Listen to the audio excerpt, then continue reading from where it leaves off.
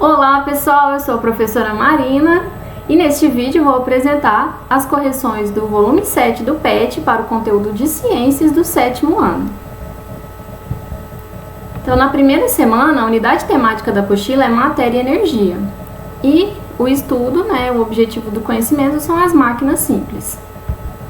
Então, a primeira atividade, ele vem perguntando quais os elementos que compõem uma alavanca. Então, na página 34, ele vem apresentando, falando que é a alavanca, e a gente tem essa figura representando um tipo de alavanca, onde a gente tem aqui as três principais partes, que são o ponto de apoio, que é o ponto fixo, que vai sustentar a alavanca. Aí, nas extremidades, as forças. Aqui, nessa extremidade, a força potente, que é a força que o sujeito vai exercer para mover um objeto. E na outra extremidade a força resistente, que é a força que esse objeto exerce na alavanca.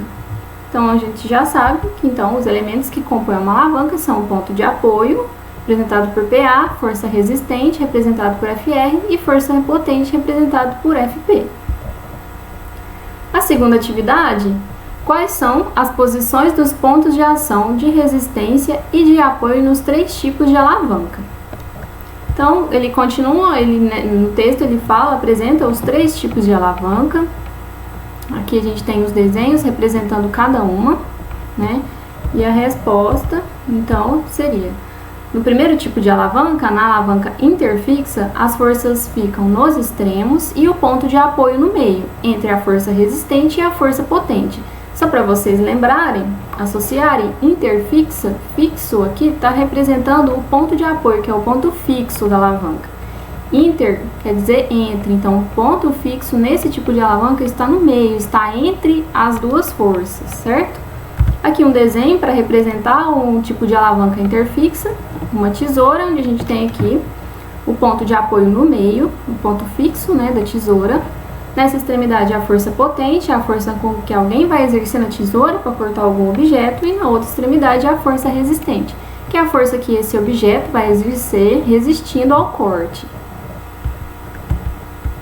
Na alavanca interresistente, como o próprio nome já diz, a força resistente está no meio, entre o ponto de apoio e a força potente, que estão nas extremidades.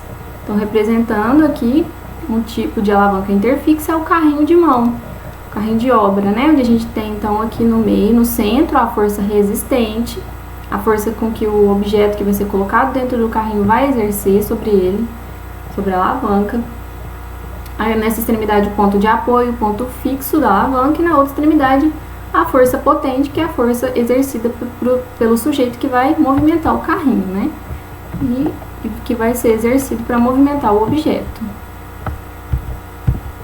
Na alavanca interpotente, então a força potente está no centro, entre a força resistente e o ponto de apoio. Então, um exemplo de alavanca interpotente são as pinças, onde a gente tem aqui no centro o ponto, a força potente, que é a força que vai ser exercida na pinça para mover um objeto ou para retirar algum objeto. O ponto de apoio aqui nessa extremidade, o ponto fixo da alavanca, e a força resistente, que é a força que vai ser exercida pelo objeto. A terceira questão da apostila, ele pede para diferenciar máquina simples de máquina composta. Então, todos esses exemplos que eu apresentei anteriormente são exemplos de máquina simples, são peças que não têm muita dificuldade para ser usada, peças simples, que exercem uma única função. Então, máquinas simples são constituídas de uma só peça, e máquina composta é a combinação de várias máquinas simples capazes de realizar tarefas mais complexas. Aqui um exemplo de uma máquina composta é a bicicleta. A bicicleta, ela tem a corrente que funciona para transferir força movimentando a roda traseira. Então, nós temos aqui rodas, que são máquinas simples. Nós temos aqui as polias, que são as rodas de metais que vai movimentar a corrente.